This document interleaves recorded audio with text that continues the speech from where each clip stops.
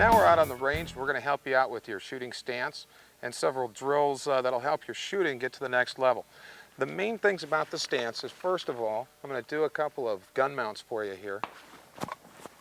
If you notice, I'm fairly squared off to the target, nice and solid. I'm not quartered away like a lot of the shotgun guys really quarter their body off to the target here. And that takes all of the recoil and can cause a rotation when you're shooting. So we want to be nice and straight. You know, a little bit of angle in the body's okay. I like my head upright, so I don't like diving it down like this because you can cut off your vision with your hat. We're going to take and have the arms upright and out, not down like this. You'll see some of the tactical guys will go down, and that's because they're running around corners and stuff, and that's okay because it's a different environment. When you're shooting out here and going around on the range, get the elbows up, and it gives you more control over the gun. So here's where I'm at with the stance. Now, if you notice, I'm not moving my head when I mount the gun up. It's just straight up and out. Okay, my shoulders are in front of my hips. If you watch the rest of the videos in the series, you'll notice every single one of them, I'm always positive and forward on it, and the weight is more forward on the balls of my feet.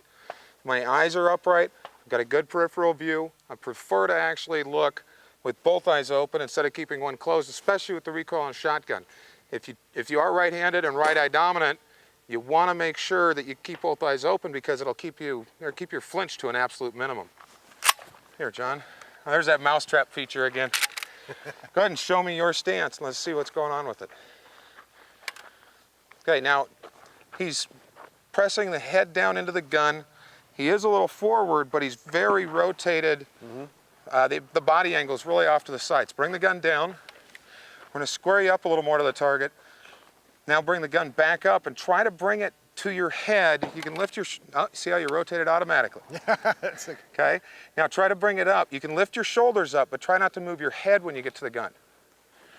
See, I create a pocket over here on this side by bringing the shoulder up a bit, and then that also keeps my head from having a problem.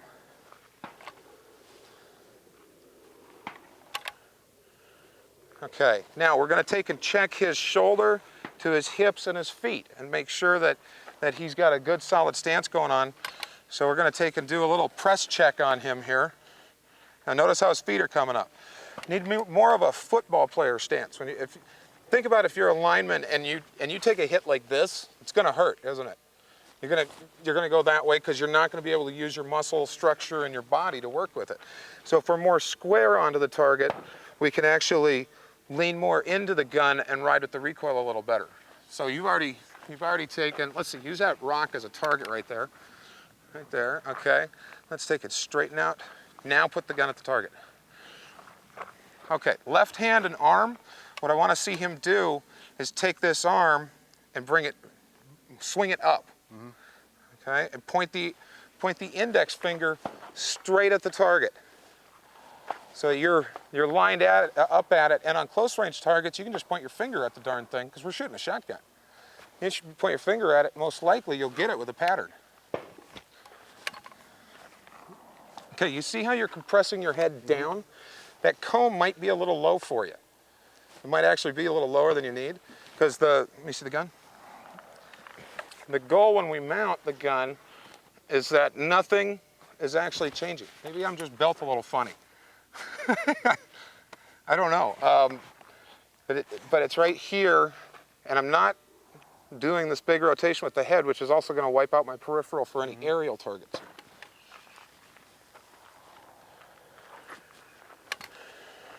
Okay, let's test your stance again. Remember, you can have somebody stand to the side of you and just do a pull against the gun. Get that elbow up a little bit there, right there. And if you're in this position with this elbow out like this, when you do go for your reloads, which we'll be discussing later, it's a good strong arm position to be able to bring the gun down, unlock the gun, and rotate, and then you've got all your stuff right there. Okay. What questions do you have, John? Well, typically, of course, I'm coming down here with the gun. You know, that's the way I've been Okay, you're loading off the belt. Right. And I'm loading off the belt unless, you know, I've got some other ammo here. But well, we're going to try it off the we'll belt and off the arm and off the side saddle and see which one works better for you. See, I noticed I'm having a little trouble squaring off to the target the way you're showing. It's a little weird to get used to. I think part of the problem might be he's out of the shoulder pocket. Like the stock might be a little bit long for me. It might be. Yeah. Do me a favor, grip up the stock. You can't, it's about a ½ inch too long. You're really stretching for the trigger area. Right. So if you took about a ½ inch off of this, it would probably mount in on the center a lot easier for you. Because we really would like to see, or what I'd like to see with my students, is it more in this pocket area than out here. Because there's a couple of pain points right here that when you hit them with slugs, you know right away. Yeah. You'll see people at the end of a 3-gun match, they'll have a big old bruise right on their shoulder here. Right. And it's because they threw the gun up, didn't mount it properly, and a slug or two later, they got a purple welt on their shoulder about that big, which sure causes a flinch. The other thing about keeping the head up and down is when you wear earmuffs, you'll notice I'm one of the few guys that can shoot a shotgun with earmuffs on. Well, the reason for that is, with my head more straight up and down and bringing the gun in front of me, it positions this differently. Okay, if I take and turn off and push down, you see how it lifts up the earmuff? And on the electronic ones, by the way, that's really loud. So it's just right here, nice and solid, boom. And it takes some work to get used to.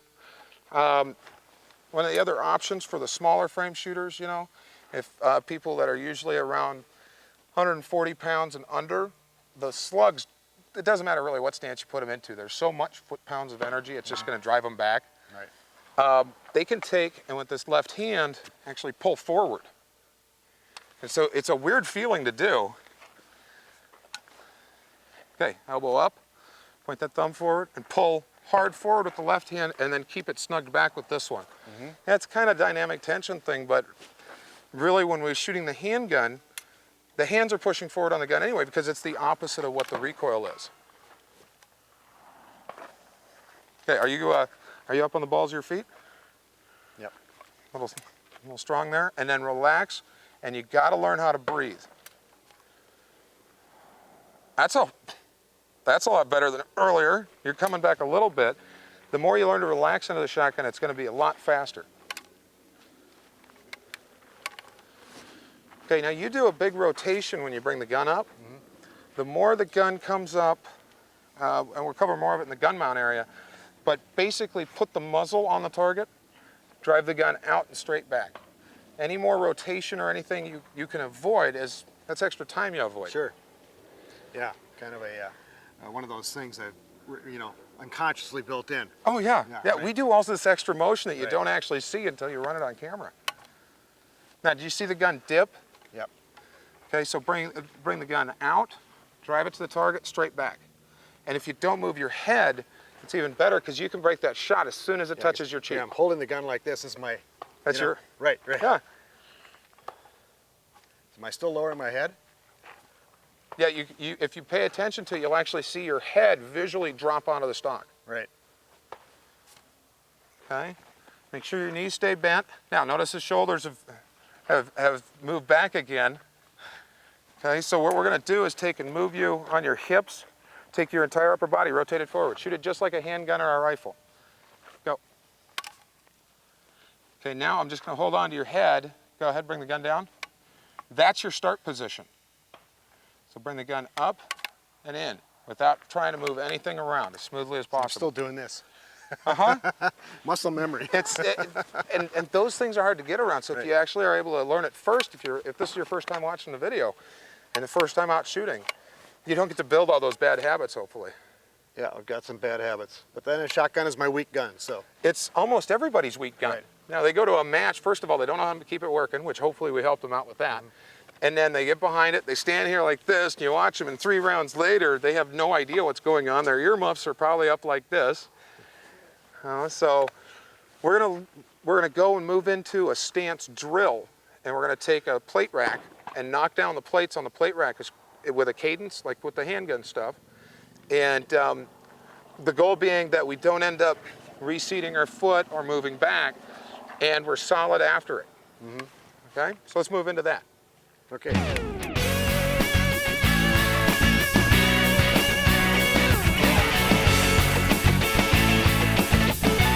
Now we're going to work on the actual stance drill. When you do a stance drill, you want to take and fire at least 5-6 rounds so that you really get some pressure going into your body. You can shoot a shotgun 1 round darn near anyway. Yeah, it might move you around a little bit, but 5 or 6 is that compounding recoil, and it's going to push you back. Right. So let's go ahead and load up a couple of rounds here, or 6 rounds. You got 6 in your carrier. And we're doing these on the plate rack.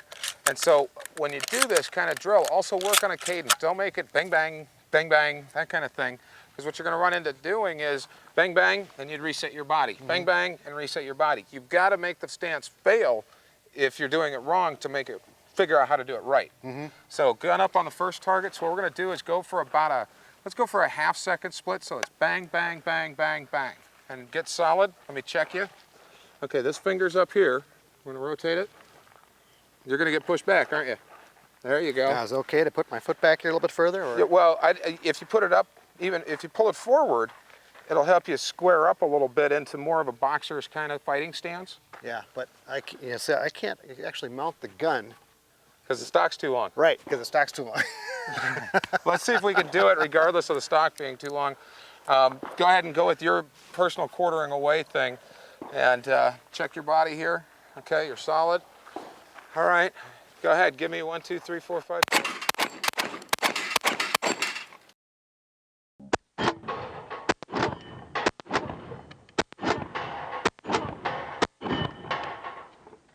Okay, now what I want you to do, I'm going to stand these back up. Go ahead and load me another 6. And we're just going to show the difference of not having that forward position. Let's see what it does to you. I'll be behind you to catch you if I have to, okay? Okay, go ahead, and this time, shoulders straight up like that. Gun up. Okay, let's make sure you're gonna, there you go. Give me 6 rounds. You can't do it, can you? Can't do it. That's how, go ahead and finish that last round out, so that's how most people actually shoot a shotgun. They'll be back like this, they'll launch a couple rounds, then they go forward again. Been there. And that just adds a huge chunk of time. Well, especially like if I'm shooting around a barricade or somewhere where my position is compromised, I'm backing up like that. And barricades, ports, and such like that, they'll run into it, and they try to, I don't know if it's a mental thing, that they try to stay away from the object, because they'll go up to it, and they'll be like this. And of course, it's gonna kick their butt, of course. Right. You know, they're gonna go rearward. If you get into a barricade, make absolutely sure that your shoulders are in front of your hips no matter what you can do. You can lower your legs a little bit, lower your center of gravity, and come into it like this, lower your whole platform. But for some reason, everybody feels they have to stand up and then go like this. Yeah, you remember this stage, I think it was Knock Knock at the DPMS match? No. It was you know, you went through you had to shoot the door. Shoot the bar. Oh, yeah. Yeah, right, okay. Yep, that was our first and there was that one shooting position where we had to go way around, way around on the left side. Yeah, and everybody's I was just falling out of that thing. Everybody's falling out of the stage. Right. And that's why, if you went in there, went onto a strong left leg, and more like this, right, you'd probably be surprised how much control you'd have. Go ahead and load up a couple of rounds. Let's try an awkward position. Why not?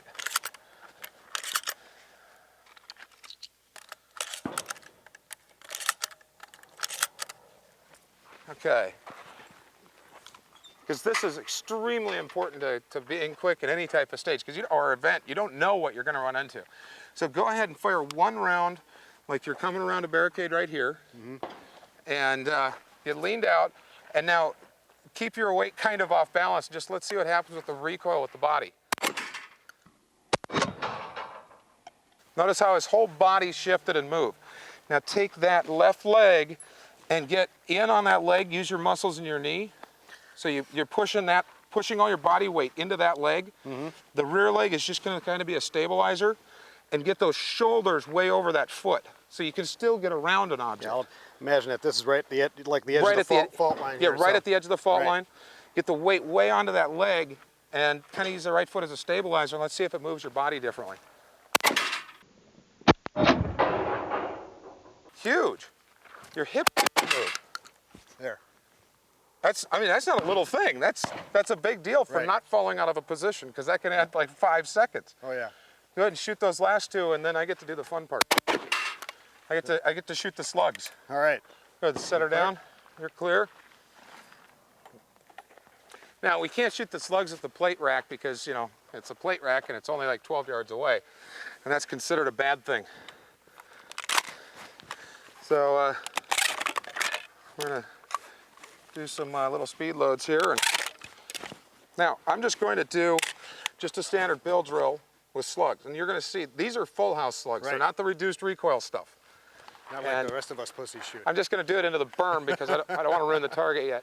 And this is going to be with my shoulders straight up like most people shoot a shotgun.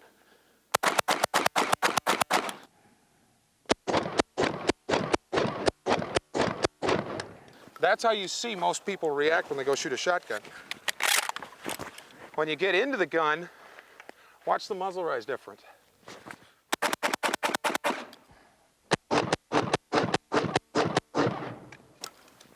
And I almost fell forward because I was reacting to the recoil. Right. We hit some wads on the paper target. Those wads are wide. So I'm going to do my favorite stance drill and favorite technique drill for learning the recoil, learning to relax into the gun, is actually a bill drill with slugs, which most people consider that very masochistic. But if you've got the right stance, it doesn't hurt Right. because you're actually into the gun. Now, when I mount up, for the gun mount, I'm going to put the muzzle on the target, gun straight up, straight onto the center of it.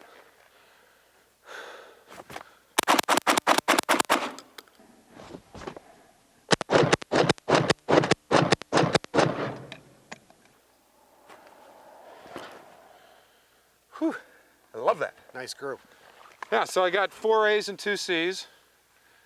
That's 6 or 7 rounds. 7 rounds, you got 3 C's. 3 C's, okay, Yep. I put 2 of them over there. Yeah, I was watching the gun rotate to the Starting right. to track off, yep. And so what that most likely means was I was too far to the right with my stance as far as the rotation. So the gun was really torquing me that way. And so I could take it, I think we got 6 left here. I'm going to take and get a little more square to it and see if I can take the recoil straight in and straighten out the pattern with it.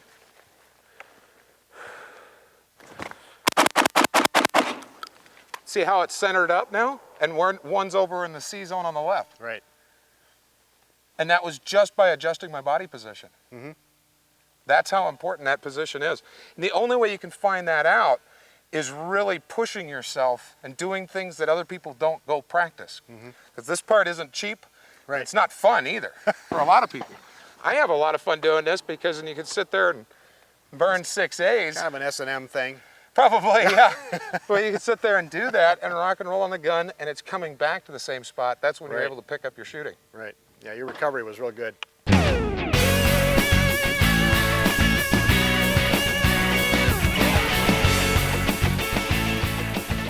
Now we're going to work on the drill that specifically works on the gun mount.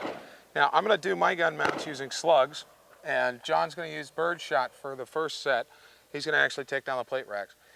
The entire goals on the gun mount for me are not moving my head, not moving my upper body, and bringing the gun out and into the shoulder and the cheek area without having any disturbance here. The smoother you can do that, the faster it can go. So you don't, if you climb into the gun, well, you're going to have some real problems because it's going to take 2 or 3 tenths longer, just like drawing a handgun. When you go to draw a handgun, if you go and crunch and move, you'll almost never get under a second on your draw.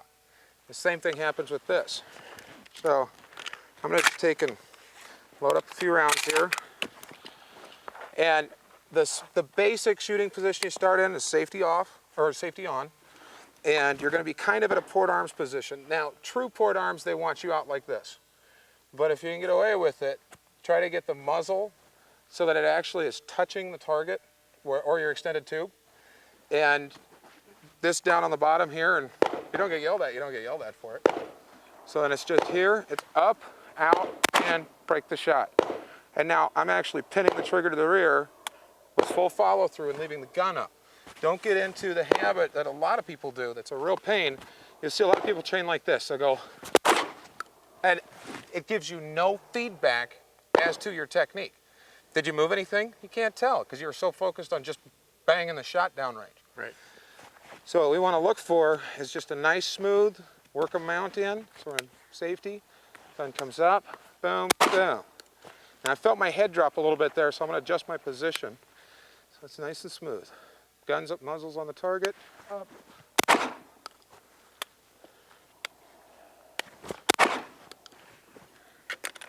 I felt it actually go empty. Okay.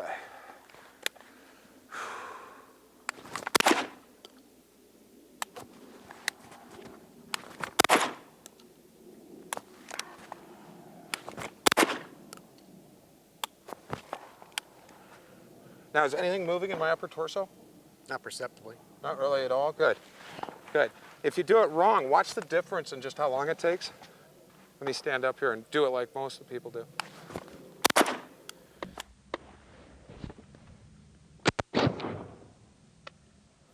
You can see the head flop and everything else. If you videotape yourself, you can actually check that and try to get into a position where you don't have to move anything. Start in your shooting position. Okay, let's not use that one. That's what happens when you only catch one of the wings. Yeah. We'll cover that in the reloading section in a minute. So you want to make sure that you actually look it in. So if you only catch one of the wings, it's not going into the gun with the speed loaders, that's for sure.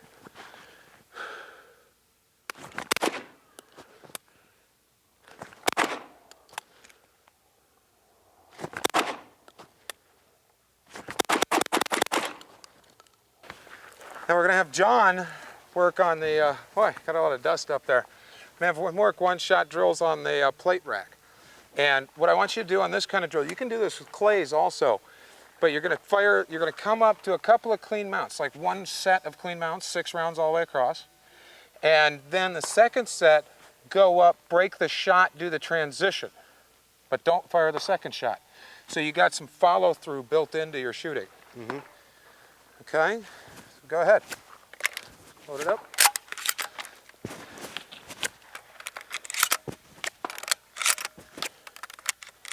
This is one of the reasons I shoot open. You don't have to put them in one at a time. But if the open gun loader doesn't work, it doesn't go very well. Okay, go ahead. Go.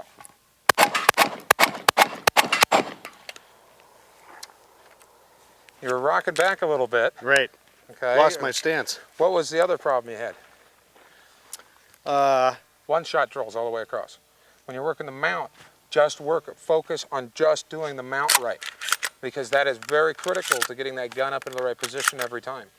And it actually sets you up for the rest of the stage or the rest of the event. If you really nail down that gun mount, you'll be surprised how well the rest of the stuff will go. Let me stand these plates back up here. Bring the rope over. Okay, just one round at a time. Just bring it up, break the shot. That's all you got to do.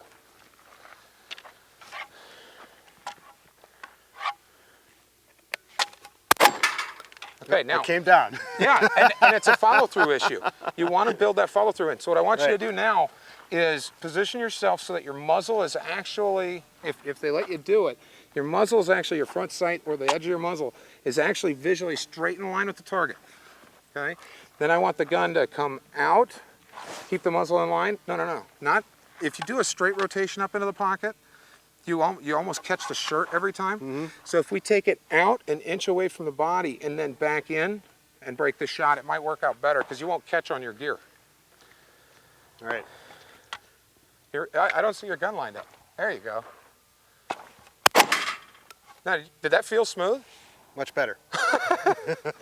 When was the last time you were a student? Back in about 1991. Wow. Yeah. So it's a different kind of position for you. Yeah, but I need it. Well, good. So work that on the That's next... the only reason why I came out here, Matt. It wasn't to be on this tape. It was to get a free class. Well, work one shot at a time now and work the follow-through drill. Now, you didn't recover correctly, did you? No, I didn't. Where did the gun stop? It actually stopped up. Stopped up. Yeah. Why? Right. Because I was not forward enough into the gun. Okay, so my initial stance was bad. Start in your shooting position. Better that time? Right. Looked a little better. I'd like to see a little more aggression with your body. These are shotguns. You've got to get into the darn gun. Go. That looked significantly better. And you're not moving your head around a whole lot either. Well, I can't get away from doing this. I know. Just a minute, it's so ingrained. It's like you want to butt stroke somebody. Right. That was a quick one. That was really quick. Let me get this loaded back up. Okay, now load some more ammo in there. You're going to burn your hand if you do that. Nah, I'm tough. I can take it. So how many shells can you do at once? 3 is about what I can handle. Yeah, I do 3 or 4. I start fumbling when I go I for throw 4. them all over the ground. So Yeah. now this time it's going to be, and you can set up clays if you don't have a plate rack available. Just set up like 10 clays. You're going to go up, break the first shot, transition to the second target without firing the second shot. So it'll be forcing a little bit of follow through. Go ahead. Now, what did your eyes do? Were they closed or what? No. Okay. Think about what they did, because your vision is what drives your shooting. Yep, too quick. And what'd you do? You whipped the gun right back down. So Right. you didn't give your body the feedback you need. Yeah, see now I'm... Oh, that was interesting. Do Yeah, you know what why did I you're do? doing that? Yeah, Why? I am... How are you starting with the gun? No. No. When you did that, you just started with the gun off like Right, this. right, yeah. And you just threw it at the Exactly, target. so and then the broke gun is shot. continuing, you know. Right, right. Yeah, so learn to control that, drive it up, start in the right position, bang, move it to the next target. Oh, you hit the plate.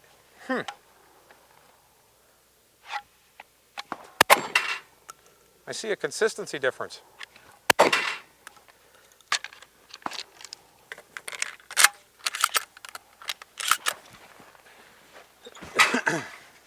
Make sure your body's forward. It takes a little bit of work to get used to that. Yeah, in fact, that time the gun was automatically indexed to the next target. Huh. And if you do it the right way, you're going to be looking at that target. Your body will take it there for you. So go for a double. Oh, get some more bullets. Just make sure they're not slugs. They're really hard on plates at 12 yards.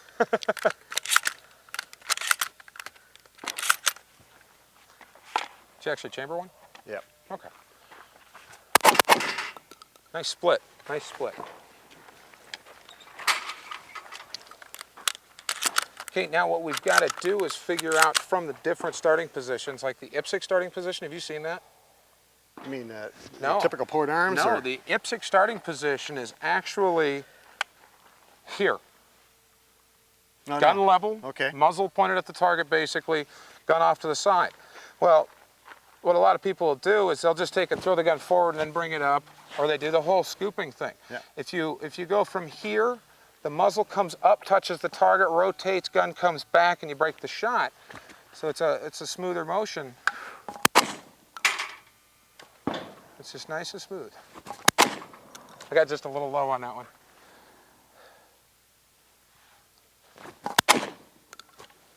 You're just not used to my sights.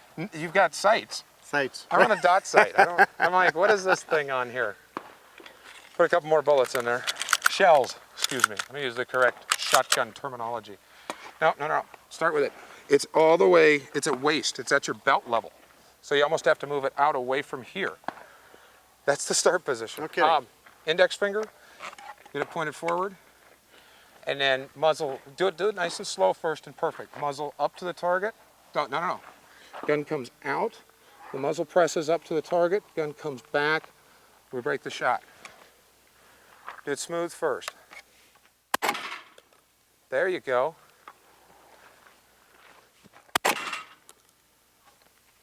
Muzzle, now you got to have it flat on the pen. Right. Here.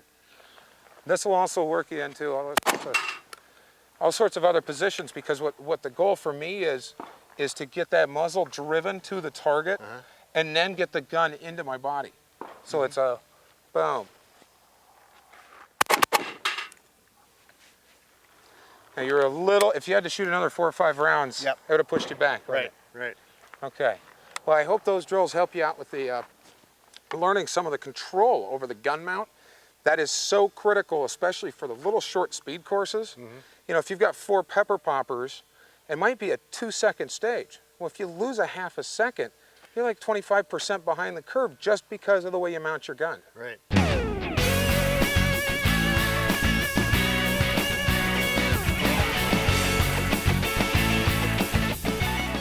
Reloading skills with a shotgun. In fact, many people have actually said that in a match, the guy who reloads the fastest generally wins. So it's something you really want to get nailed down. The problem with instructing it is that there's probably 20 different ways to reload it, other than actually shoving the shell into the gun.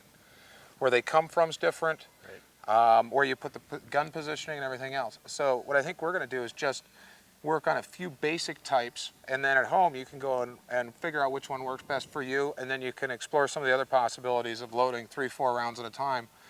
And if you've got the monster mitts, and you're able to grab 4 shells out of there at once and feed them into the gun, right-handed or left-handed, that might be the way for you to go, because it might be the fastest way for you. For me, when I grab 4 shells, generally 3 of them end up on the ground.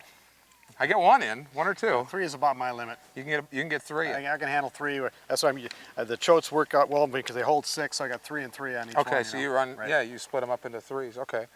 Yeah, the guys, this is that progressivemachine.net one that's made for the guys that are actually able to go and grab 4 and load them in. I just can't figure out what to do with them, which is why I generally use speed loaders. I love open shotguns. I noticed that's also adjustable for width. It's kind of slick. Yeah, you can change it up if you've got the little shorty rounds out of Europe, or if you got really long slugs. It'll fit all of them. Now I'm going to use the what did Mark call it? The oh shit carrier on the side here. We'll bleep that probably. Throw this in, and the basic loads are your ammo management and where it comes from is really critical. So if you can mount off the side of the gun, some of the pieces here, you've got the side saddle, you've got the armband, little details on that. If you're not going to shoot a lot before you go to this, one of the things you can do is actually have the shells stick out further. Okay? Right. If you're going to shoot a lot, you might want them in there a ways, just so they don't fall off the gun, because the recoil from the gun will actually make them fall out. Right. Yeah, I've had that happen when I didn't have them all the way engaged in there. If you're gonna have to shoot somewhere, you pretty much full engagement on that elastic there. Right. Well, there's a rib up here that you can actually take and make it go over to lock the shells. The other thing that's very critical about these is don't leave these type of elastic devices loaded. You know, leave it in your bag with the rounds loaded into it or whatever. Try to load them just before the beginning of a stage. If they're still on there after the stage is over, get them out of the gun. Or get them off the side carriers and get them out of your pieces with the elastic. Otherwise, a couple of matches down the road, you'll be shooting and all your ammo will be waiting behind you. Which really stretch them out. It's really a pain. So the first position we're going to work is I'm going to take the gun, I'm holding it my finger forward, my thumb is down right here. I'm not wrapping over the top because that hurts. And I'm just going to take and flip and rotate the whole buttstock until it's up here. I'm going to come in, you can go right off the side saddle because that's nice and short. And remember, it's straight in and out with the thumb. And you can see that's a fairly efficient little move there. The second place I come from is the armband for limited. Once again, if you can, set the shells up. They're going to be easier to grab the further they stick out. They're going to be easier to fall out. So it's a balancing act with what you can get away with. So it's right here, and we'll just keep sticking them in until they run out. Okay, there we go. So now you've shot some of a stage, and we're going to get a couple of rounds out of the gun here.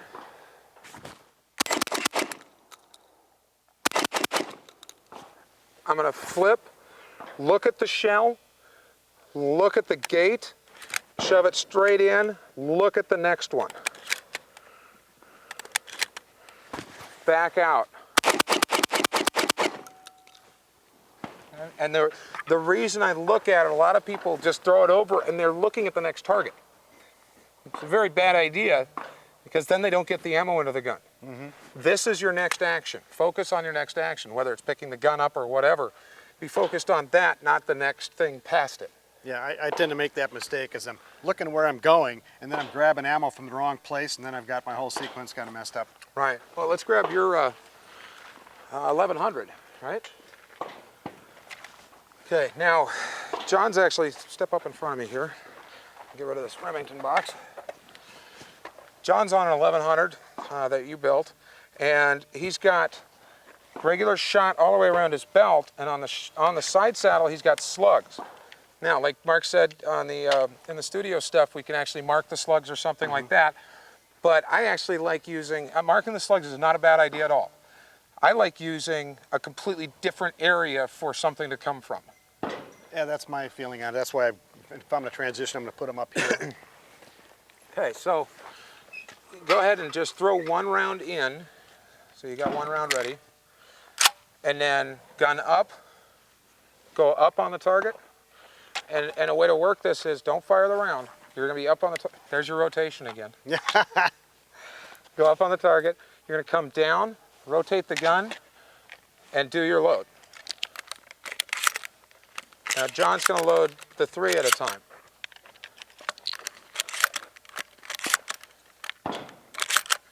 Okay, gun up, and go ahead and take out that plate rack.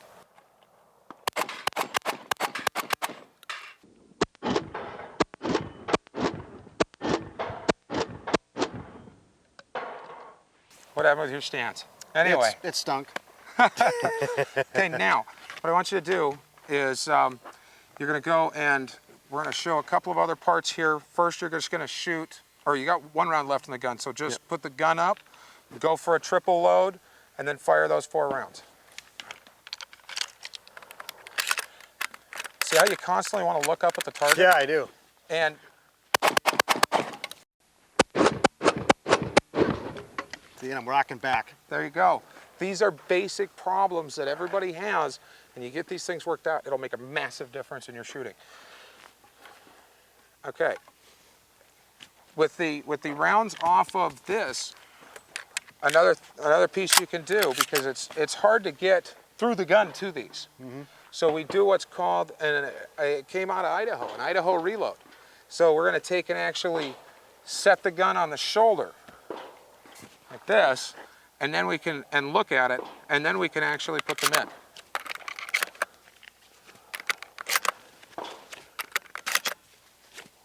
We need to have this a little tighter there.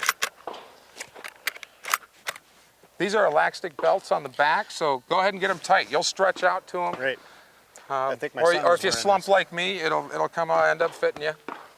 So that's another thing, is to come up on the shoulder and come off of this chest strap type, or if you've got them in the chest area. Right. Okay? I mean, it's a little weird to be up here and try to go for anything on the belt. Move the gun to where the ammo area is, so the movement in between the ammo is the shortest distance. Right.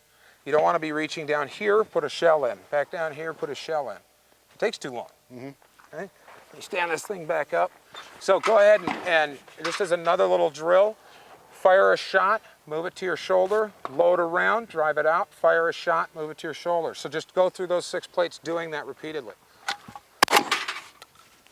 Now you've never done this one before.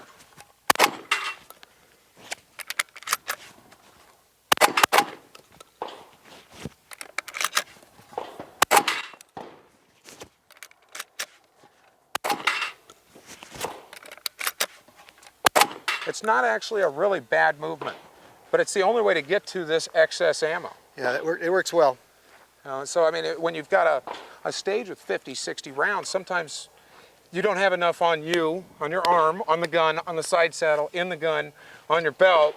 You need a strap here, or you need the chest carrier. So that's for the extreme stages, like at the Ironman, where you might shoot 50 rounds in a stage. You might need 70 to finish it. Right. And so that's just extra ammo. So it's one of those things to practice, to be able to have another type of reloading if it's necessary. Now we've got slugs on the side here, so let's do a little bit of a transitional load. And how do you do them currently? Well, if there was a stage set up with, we got a paper and we got the steel over here. And I'm going to shoot three of these, and then transition to the slug, pick up another one, and shoot the slug. Okay. You know, so that's. So you got 4 rounds in the gun right now. Yeah, I think I'm fairly well topped off. Okay. So. Yep. See, I forgot where it was. You have to know where your ammo's at. That's why these problems come up. Yeah, and in the middle of an Visualizing it. event, you're like, Right. ah! So So I'm now you putting got that one in. slug in, so now you're going to Of go. course, I still got it on the bird shot in the chamber. So there, and then you could go back to the Right. bird shot if you need to. Okay. Go ahead and clear the gun out for me. Just burn one more round off. That's how critical knowing where your ammo comes or is coming from. That's how critical it is. If you don't understand exactly what you keep where, it'll end up costing you a ton of time. Oh yeah. Okay. Or worse, get you DQ'd. Or get you DQ'd. If you shot in a match, if you shot this plate rack with a slug, it'd be a disqualification most likely, or at some of the matches, it's a 60-second penalty, which kind of takes your score and chucks it out the window. Wind out of your sails. Right. Now with that gun, so the basic techniques are keep your hand in the exact same position. That's one of the critical parts that people forget. They'll flip the gun entirely over, which is I think what you used to do. Yeah, I'm coming down here. You before. come I down was coming all the here, way down and then you put all the stuff in. Right. Now you have two hands to reposition. Right. Now it's much better to do it the way. Just rotate it, and you can do it off the arm or off the belt right there in front of you and see everything. Okay, so let's get a little more ammo and do a couple more and just have some fun with it. Now I know, John, you haven't shot open in a while. It's been a while. Well, technology's all kind of the same. There's some little advancements and detail work and stuff like that, but with all the ports and everything else, it's still a lot easier to shoot generally and a lot easier to manage for some people. But I notice a lot of people when they reload the speed loaders, they have a horrible time. Oh yeah. And you saw me blow one earlier. I haven't blown one in I don't think a year. But sometimes if you don't catch the little tips on there, you're gonna have a hard time. So what we want to do on these is I'm gonna just take a round in here. On the Benelli, gate's locked when the bolt's open. It doesn't go in, trust me. The rounds will go fly out the side just like I did before. We're gonna come up, we're in our stance. All I'm gonna do is bring it back, and notice how I'm not changing my arm position. The stick comes up, I move it far enough so I can see it. Line it in. Now a lot of people go forward with the stick like this. We don't wanna do that. It comes up, in, and it's a straight in push. It's just boom. And now seat it all the way with the hand, let it go, back out, point the finger at the target, drive the gun back out. Okay, so that's the easy way right there. We go back. And that's just a smooth. Now to get rid of a couple of rounds here. You got your earmuffs? Earplugs? Up. Back. Smooth. That one's sticky.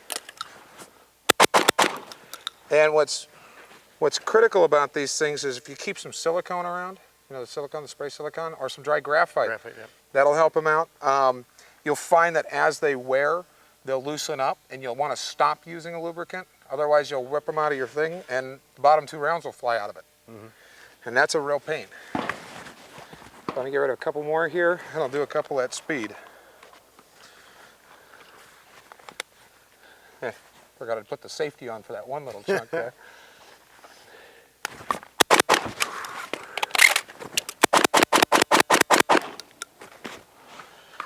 And so now if you do run empty, let's talk about that for a quick second. In shotgun matches, running empty is about the worst thing you could possibly do. Right. Extra rounds loaded is probably the second worst thing you can do. If you load too many extra rounds, every single one of those is time. Yeah. Ideally, you want to shoot the gun dry at the last round of the stage. Right, yeah, if you can go bang, gun's empty, that's perfect. Tell you what, the nightmare is when you're done with the end of the stage, you realize you got an extra 20 round or 18 rounds everywhere and stuff all in the gun, and you're sitting there for 2 minutes unloading the darn thing, and that's just a waste of time right there. So plan your loads. Know when you're going through a stage, how many rounds is it? Okay, well I know I have to put in a minimum of 9 rounds to finish the stage. I missed a shot, which is very costly.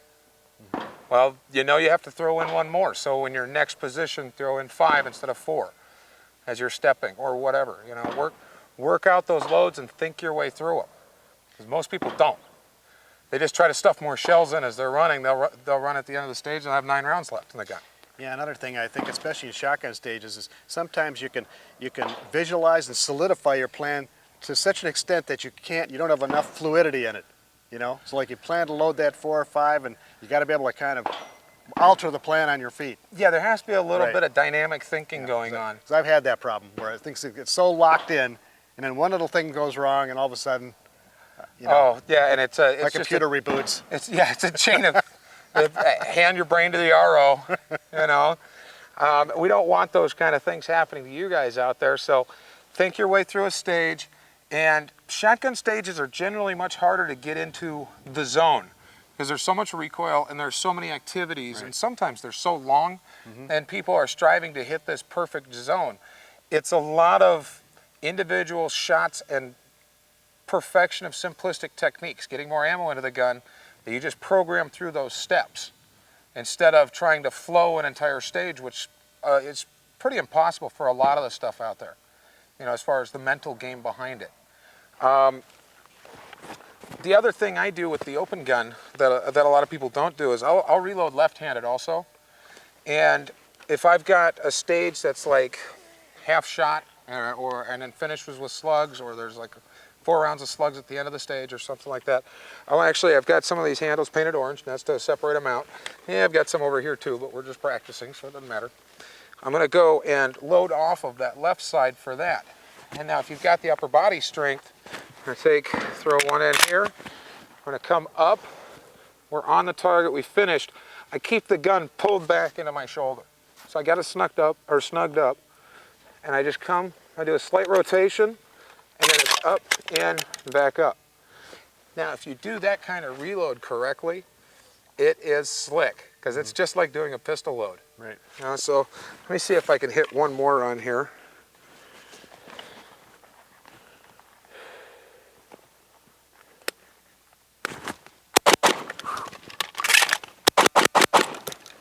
Almost as fast as a pistol load.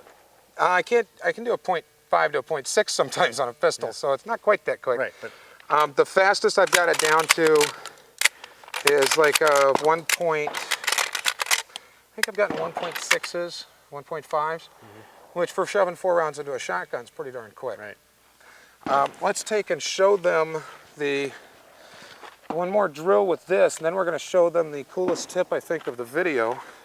Here you go, John. Step on forward. I'm going to stand these plates back up. A lot of the times when you're in stages, you really have to move and load 4 rounds or 6 rounds in a spot. You know, they'll have you run dry, or close to running dry, and then load a bunch of rounds. So get used to putting in 3, 4, 6 in a spot, and then get used to doing it on the move. So all I want you to do is you're going to load up 2 rounds into the gun. So you're going to practice going dry. See, that's being familiar with that equipment. We put him on the Benelli. I was kind of mean there and snuck it up on him. Okay, so this gun, know your equipment. Now this is going to be a new experience for John because he doesn't shoot these. So you're going to shoot 2 rounds. You're going to grab a round, throw it in the top, hit the button, and then you can load on the bottom. So you're going to load one, hit the... I can't remember. Is it necessary for me to push No, this one? you don't in? have Okay. to touch Right. that. All right. That's only for if you're starting with the gun empty at the start of a stage. Right. You can have the bolt forward, you put one on the carrier, and then all you have to do is rack the gun, and it'll pick it up. If you don't put one on the carrier with the Benelli, you get to do like I did at your JP match, the Rocky Mountain match, which was ran over, grabbed my shotgun, cycled it, and realized that it didn't chamber anything. And then hit the button, cycled it, put a shell in there. So you got to know these guns' operations and have it down pat when you go up. I mean, I won the match with still being stupid here and there by not doing that. So learn those functions.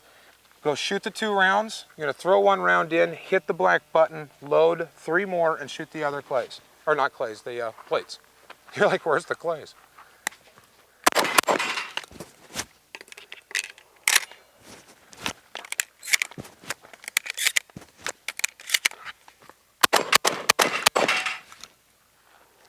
Follow through at the end. Yeah. Okay, so there's a very simple drill for you. You can do that with play targets also.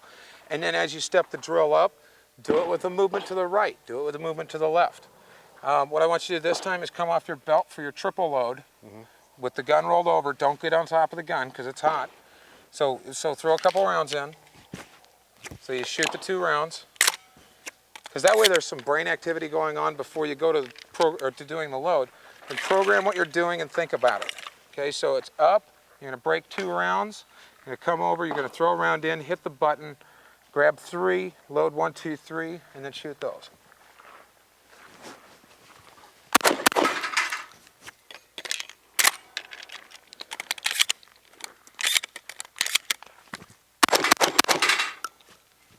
Yeah, 1 more to go. Thought it was empty. Well, it beats being empty on a stage when you don't want to be. So, now, moving to the left is one of the biggest problems shooters have. With this 180 concept on the stages, when they go and shoot, they will go to load and they shoot some targets in front of them. They'll go to the left and bang, they break the 180 with their muzzle. Right. So, hand me the shotgun for 1 second here. Especially you do this rollover, well, your torso's in line with it. Okay, so when they go break the 180, because we've got Rob here filming, he's actually on the 180 for us right now. Okay, so if they go like this, and there goes the muzzle, because they're paying attention to their reloading and not the muzzle direction. If you have to move to the left with a shotgun, when you roll it, it's almost better to either back step or, even if you have to, sidestep and shuffle it. Because it might be just a touch slower, but it sure beats going home from a DQ. Right. Okay, so I'm going to do a load to the left here. And let's see how I end up doing it. I'm kind of curious about this. I'm gonna try to load 3 like the infamous John here.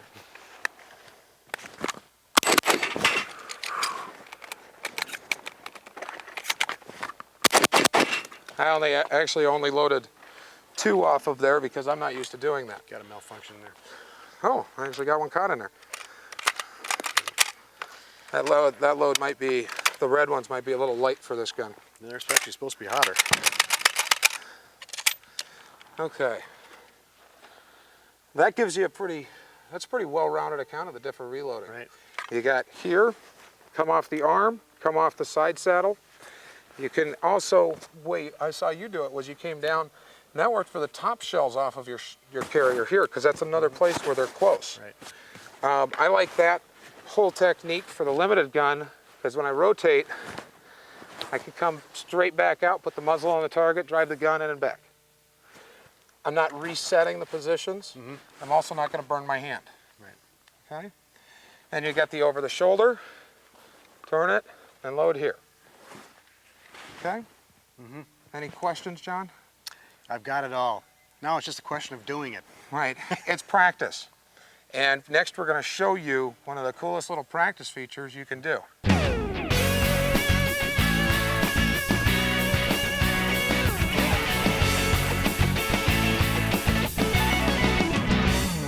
As a bonus tip, one of the coolest ways to practice reloading, John has set up his shotgun with a neat little feature here. We actually talked about it a little bit during the studio work, but he's taken his end cap and cut it out. On the Benelli with the 2-piece tube, you can actually just unscrew the tube, and you can actually practice all the reloading stuff.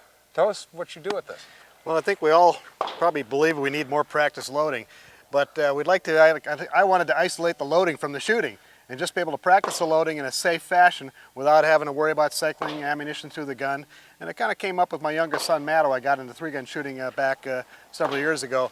So I took a standard magazine cap and just cut the end off it, so that retains the gun and its configuration. Now there's no spring or follow or anything in there. No, but it forces you to find the opening and get the ammunition in there.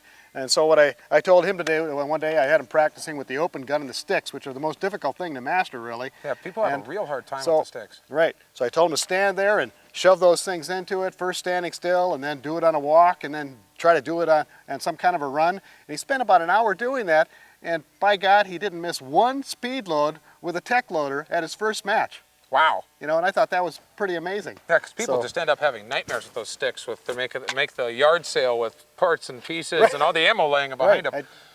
So go ahead and the rounds just fall out the front. So I can do this while I'm walking or whatever, and so I can just practice that technique constantly. It's kind of funny seeing them squirt out the front too. Now granted, I'm not fighting the spring, but that's not as important to me as, wow, I did 4 that time. You actually got 4. Got 4 that See? time. It was good. See? You came out for the class. I mean video.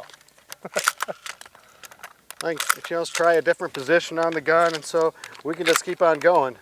And this really is some cheap loading, and you can do this around the house. If you're worried about safety, you can even lash your action shut so that you don't lose your mind and actually cycle one into the gun. Well, and using dummy rounds. Right. You know, make up if some you don't have rounds. dummy rounds. If you've got a Dillon SL900, you can actually just block the entire primer powder area off with a little tag. Works out really neat. Yeah, eventually maybe you can start doing this without actually looking at it. Yeah, So, if you get it down, you should be able to grab the shell and then you can actually let's start walking this way. right now, oh, you got some slugs on the side saddle. so now I'm going to switch to the side well, saddle. I wouldn't go off the shoulder for the side saddle. Now I'm I going would- to I do would this flip for underneath. the side saddle. So There you go. Come back up. That is probably the coolest thing I've ever seen for learning how to reload a shotgun, because we just don't get to do it enough. You don't get to do it enough in a match, and by the time you're at a match, it's already too late. yeah, You don't want to learn how to reload when you're at a match. right. And a lot of people do. And that's really some concentrated reloading practice. See, Right. whereas I mean, at a what range, do we got? We're shooting. You just did like 40 rounds or something. Yeah, 40, 50 rounds. Yeah, something like all the that. ones on your Right. belt, all of these. And it just nails down those techniques, and it gives you more. You can also practice all the options and Right. everything else. Remember when you're reloading, keep that hand underneath, and if you can control the gun with that hand when you go to mount it, it's going to be right back there for you, and you're not going to burn your fingers like the flip over part. Right. So you don't necessarily need to wear a glove. Yeah, so there's a lot of that, the whole construction of loading that you're working into that kind of a practice session without actually having to do anything to live fire. Yeah, very cool.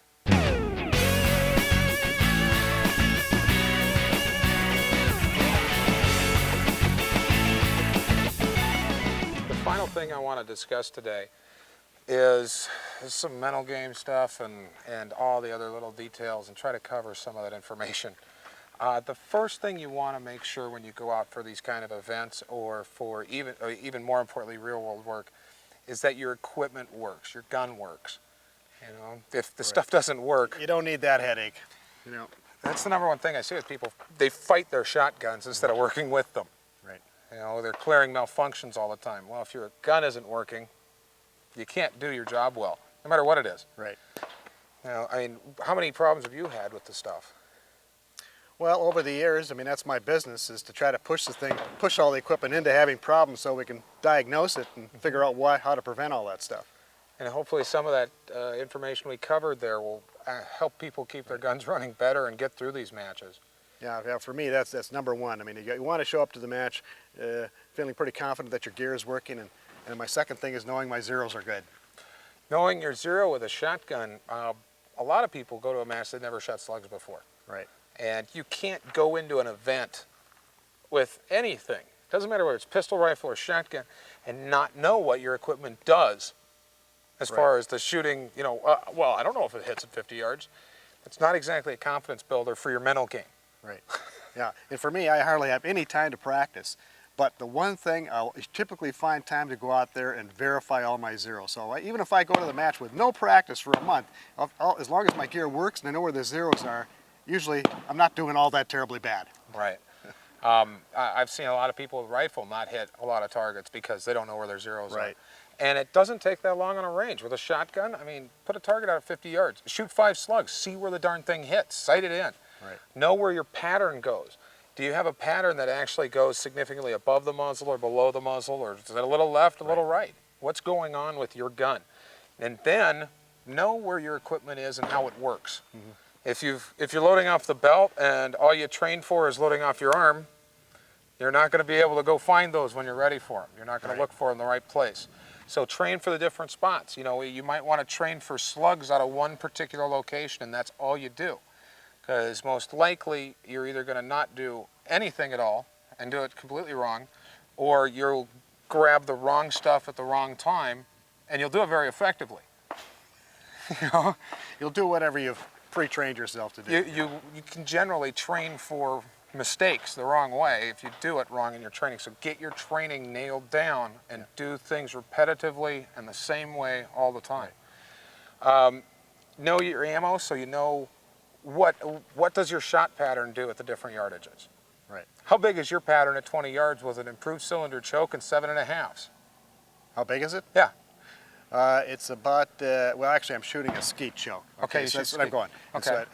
So at 25 yards, my pattern ends up being about 3 feet with that choke. And So 36 inches? Right. Yeah, that's about what mine runs on my open gun with an improved cylinder, which is interesting because you've got to know for your gun, your barrel length, your ammo, and your choke, what each particular ammo is going to do.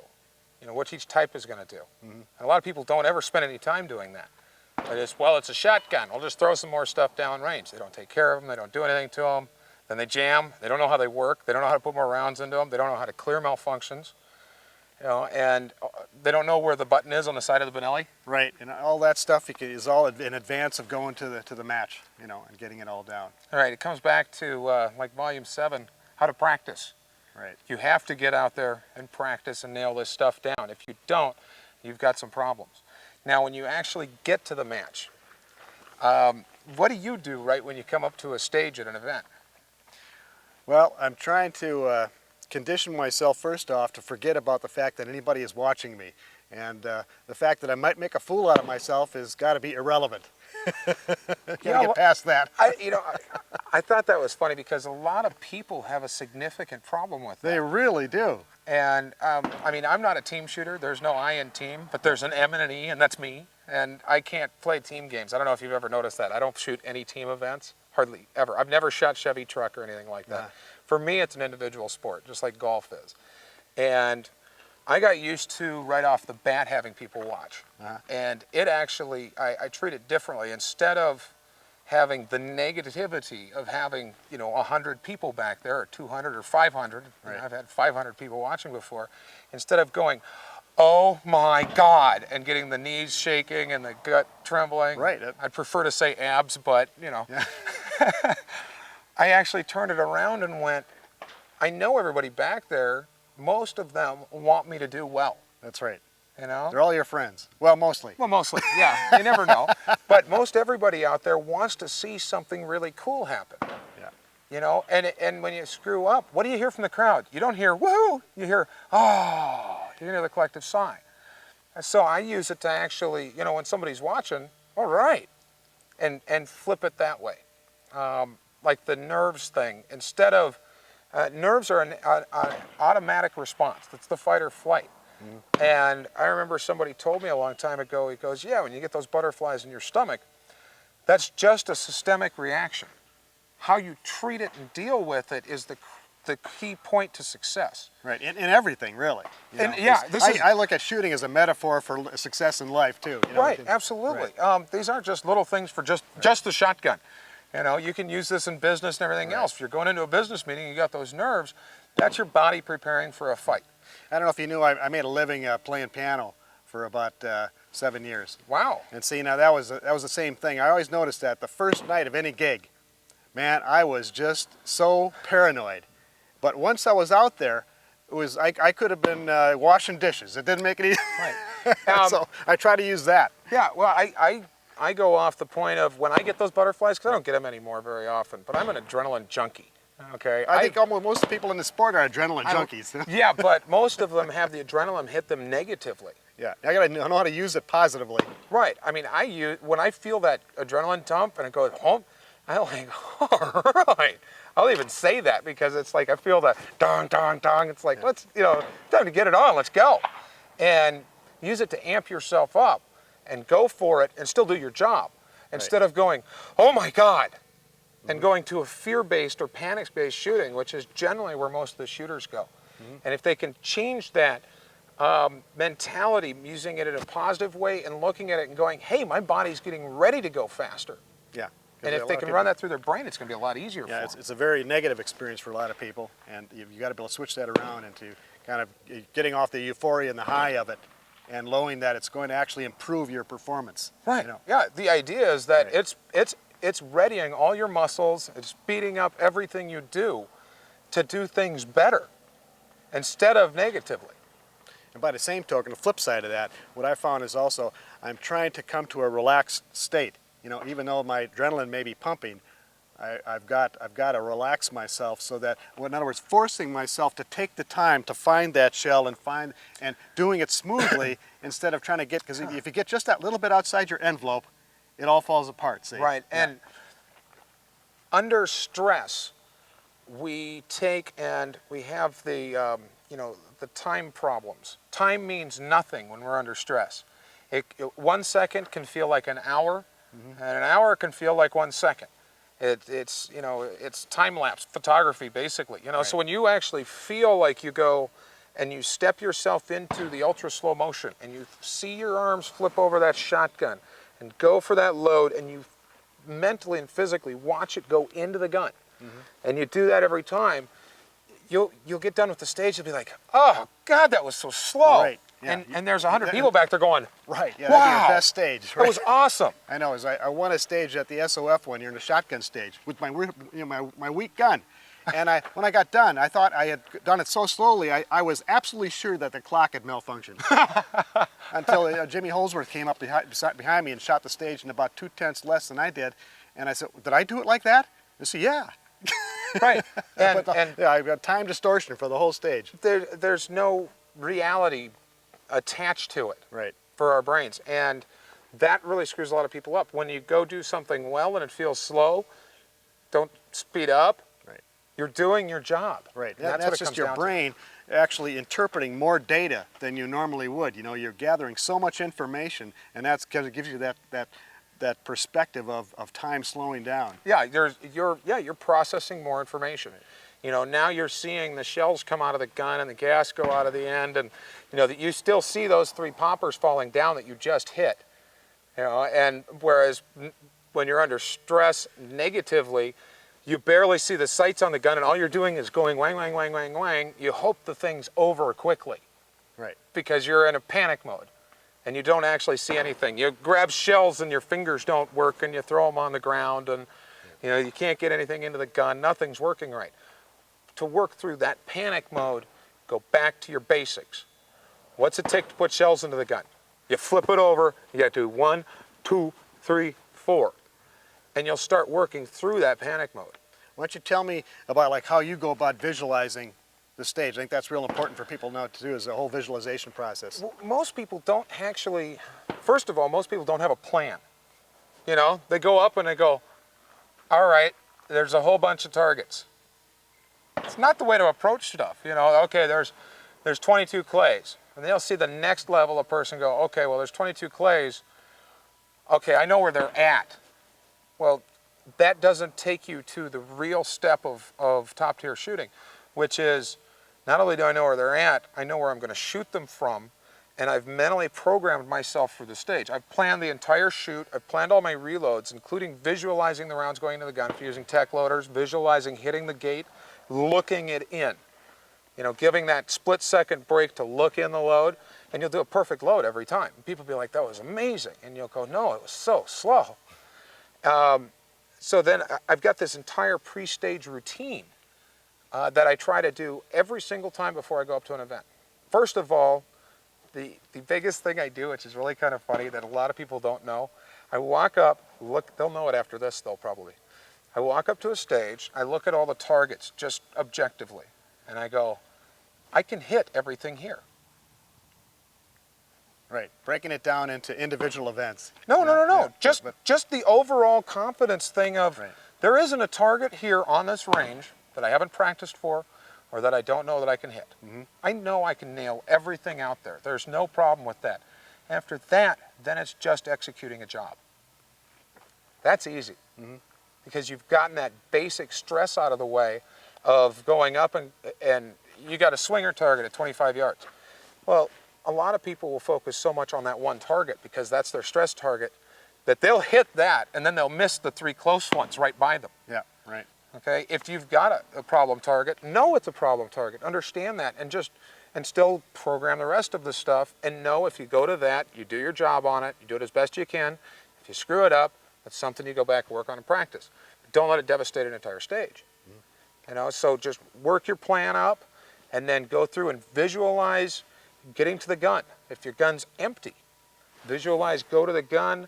You're going to throw the first round in the chamber. On a Benelli, you got to hit the button. On an 1100, you don't. Know what you have to do. Loading the gun up, if you can cover some distance while you're loading it. Cover that, program the distance movement into it. Go through it until you can turn around and look at somebody and describe where every single target and every single gun move, every single reload is on the entire stage. See, for me sometimes, you get into, especially in 3-gun, where you get more complex stages with multi-guns. The stage, it gets to be too complex for me to comprehend, you know, and so then I have to start looking at it in sections. So I start breaking it down into this little part and this little part, and I start linking those together, and before you know it, well, then you've got a plan for the whole stage. Well, what I generally do is I'll section them out. Sometimes I'll section them just into the gun types. Like if you've got like the Superstition or the Rocky Mountain, they're not the massive round stages like the Ironman is. Right. Okay. At the Ironman, they're actually allowed to coach you and tell you what to do, and other people are allowed to stick magazines in your mag pouches and pick stuff up and reload it for you and hand it to you, because the entire goal is to just finish the match. You know, there's no way, you can't mentally program a 130 round stage. Right. You know, you walk up and I got to do what? You know, 3 guns later, you're back, you're finally to the shotgun, and you have to go back to the handgun again. And you're like, what do you want me to shoot? There's 18 targets in front of me. Now what next? Yeah, so there's no way to program for that. So that's one of those things where you would section it into the separate specific gun types. Okay, I got to do shotgun first. What's the first set of targets? Slugs. Okay, well, I better have some slugs for my bag. You know, have your equipment ready. Right. So then, okay, I've got to shoot those targets, and then I'll program that chunk. And then I'll program the transition to the next gun. To actually plan that as a, you know, I'll visualize putting down this gun with the safety on, or clearing it out, whatever it is. If you've got a shotgun, and a lot of the matches go back and forth as to how they go to, you know, putting down guns. If it's allowed to just put it down with the safety on, when you do that, just a side tip here, put the safety on, look at the gun before you put it in the position. Right. It's an easy way to avoid a DQ. If you are going to do the shoot the gun empty, don't shoot it empty as you're leaving a position. Shoot it empty on the last target, wherever that target is. Even if it's a popper and it's down, burn the rounds into that specific area.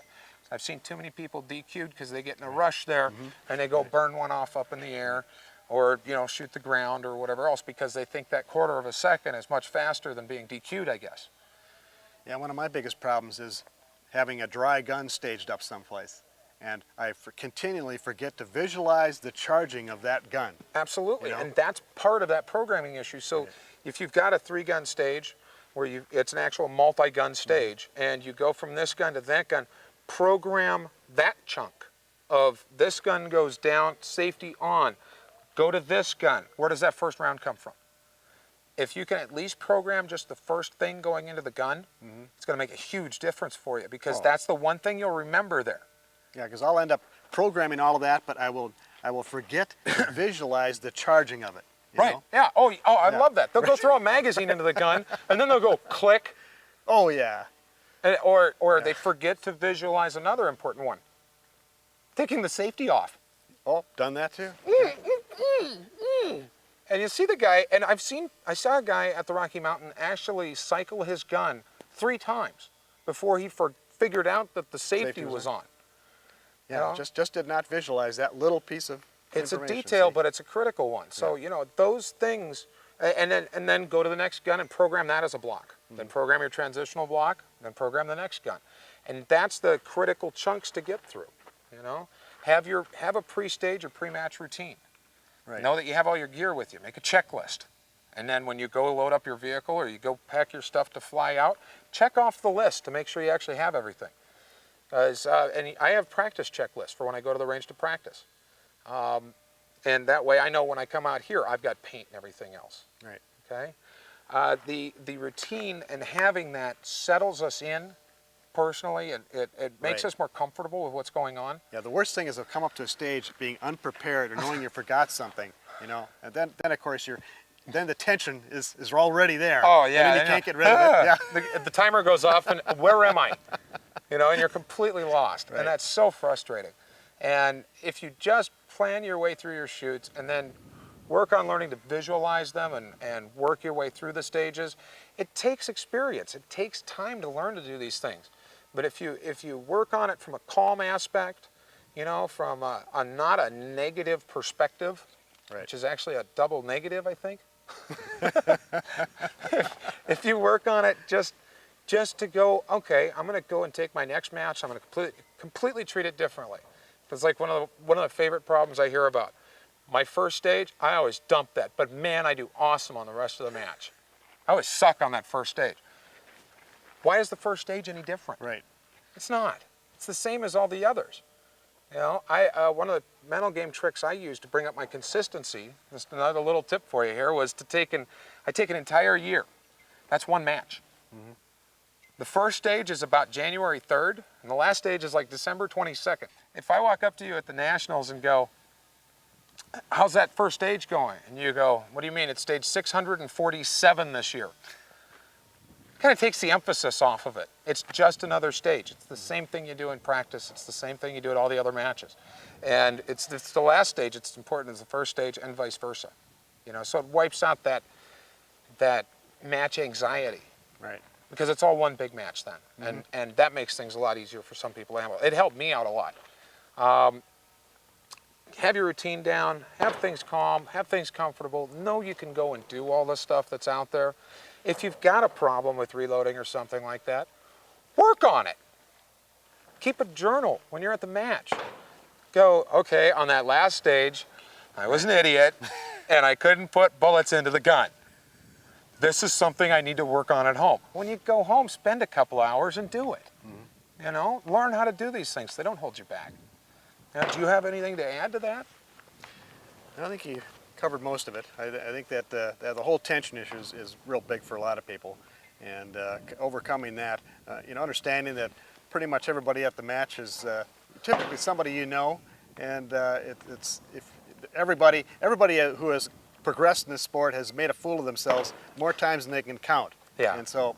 Yeah, learn to relax, learn that it's not that big a deal. If you screw up, what's the worst that happens? They don't take away your birthday. They don't take away your Mercedes or whatever else. You know, it's a little bit embarrassing, and then you walk away. Right.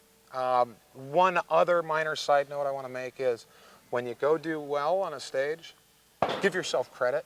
Right. But if you do poorly, look at it very objectively and go, okay, I need to improve on this, this, and this. Don't sit there and beat yourself up over a negative experience, or all you're training your subconscious to do is do a negative experience. Yeah, I call them the woulda, coulda, shouldas. Oh, I love when people walk up to me after a match. Well, if my gun hadn't broke, I would have beat you. I'm like, well, you need a different gun. That's not my problem. I have the trophy. You don't. I'm okay with that. It doesn't matter. It's after the match. It's over. But people will take and carry their experiences from their match into the next week. Mm-hmm. You know, and they'll be bummed out for a whole week or longer over, you know, the way they shot at this match or that match when there isn't anything they can do about it any longer. Yeah, except to analyze it in a positive sense. Yeah, right. Analyze it. What can I work on? How can I grow as a shooter? How can I grow as a person and make my job And that brings better? up another point too. You know, if you look at this sport in whole, you find that there's some people who have had real longevity and they've been doing it for years and years. And I think that one of the reasons is that they look at it from the perspective is that they're not competing against one person. You know, or they're not going to shoot one match. Right. It's a more of a personal thing, a personal improvement with that skill set. And so whether they're doing poorly or badly, they're not taking that and reflecting it out. You Right. know? Yeah. Don't take the negative personally. Right. Take the positive personally, because that's what helps you build towards your goals. Right. And if they improve just incrementally, well, that's enough an incentive to keep you going to the next match. And we want everybody coming back. Right. People don't track their performances. They don't write anything down. Right. And then when they get going, my favorite thing is, how'd you do on that last stage? Oh, I had a miss. The guy might have had 29 A's and one miss. All right, what does he think about? The one tiny, the 3% or whatever it is that was the miss, and not the rest of the stage that he did fantastically well. You know, so keep things in perspective. Know what you're doing, know how you're improving, where you're improving, what you need to do, Right. and you know, learn to grow with the sport. You can't get good at something overnight. It takes time. It's a process. No, it's got a price tag that's paid over time. You just You got to pay your dues. I did. a lot of people are too impatient about it, and then all of a sudden, if they're not winning this little event or that, well, then they're out of it. And Right. you just got to have a long-term perspective on it. Well, hey, John, thank you for coming out. Well, thanks for having me. It's always been a Appreciate it. great time. I appreciate it. And I hope you enjoyed the video. If there's any way we can help you out, contact us anytime at Burkett Video.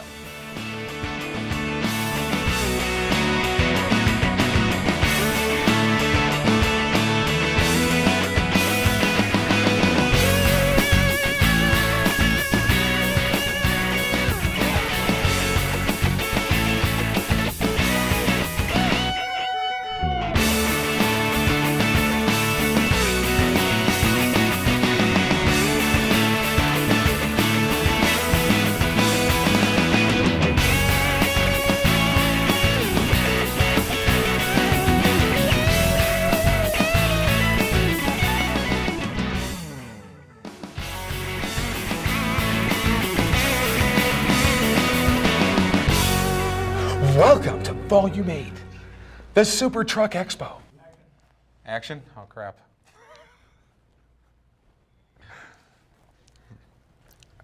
What the hell am I doing?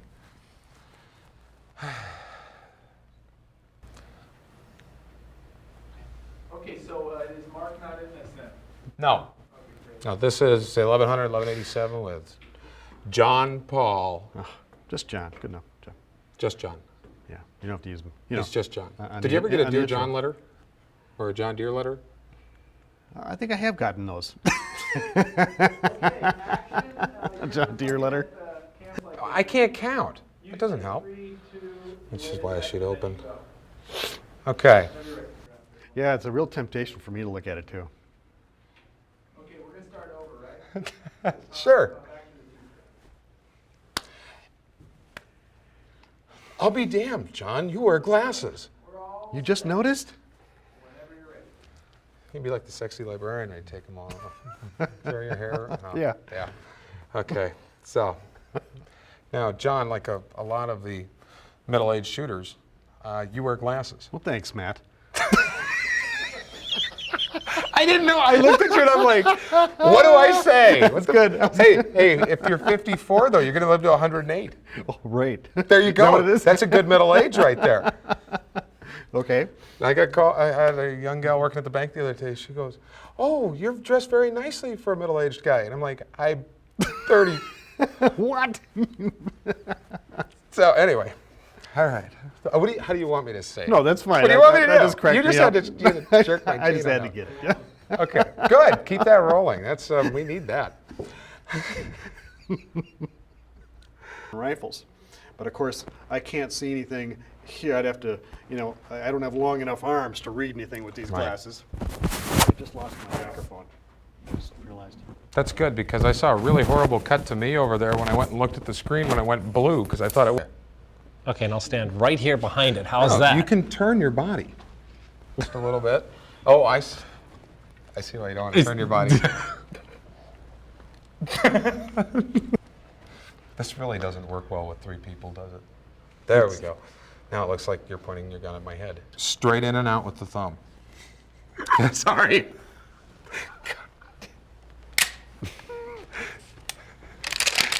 That's because of that comment I made the other night, isn't it? Trapped finger problem or thumb problem on the bolt thingy. And that's why we have the new extended. That's a bolt handle, baby, right there. So that might be a question for you, and then he could say that, Matt.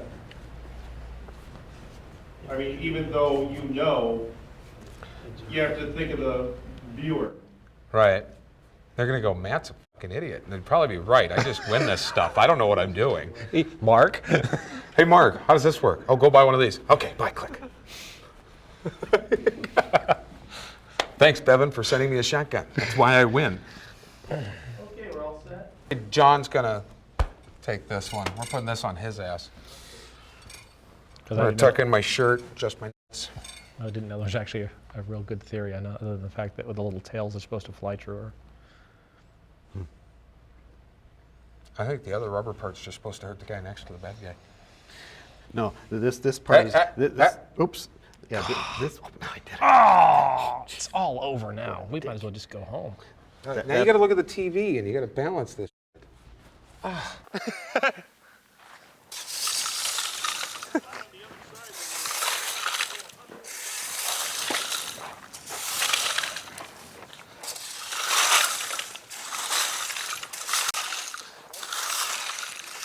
Most of the people would see me doing that to my speed loaders. They'd be like, "Oh my God!" This is just an extra little scene here. Because I'm in that shot right now. That's fine. Okay. You know, and I think your little O-ring gizmo there is breaking, Matt.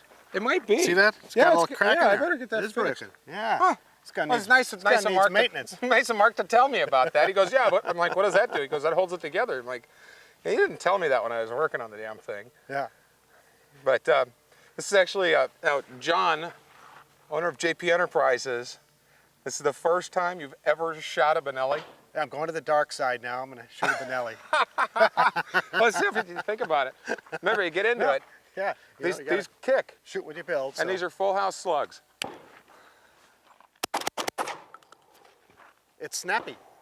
It's quick. Here, let's throw another one in there. Wait, let's see if I can do a reload for you. All right. How's that for a load? Burn off 5. Let's go. You didn't pull the trigger all the way. You know what? I think I was ahead of the trigger. You think you were ahead of the trigger. You outcycled my gun. It didn't reset. I was finger I don't bounce. think you let it go. It was finger bounce. Oop, that one's empty. Ah, no, it didn't do that. What it did was a malfunction, actually. But these never malfunction. No, they do. Everything malfunctions. If it's a shotgun, it's not going to work at some point. Okay, the bolt had probably sat like that, Okay. and if it sits like this, let's see if I can get it to lock up It again. was closed. No, But that- the could've- hammer will okay, drive yep, it forward. right, could've done Then that. it'll lock the gate. Oh. And when you lock the gate up, you throw the rounds out on the ground thing, which I've done at the Nationals before. So I'll take. See, they're going a lot easier when that gate isn't locked.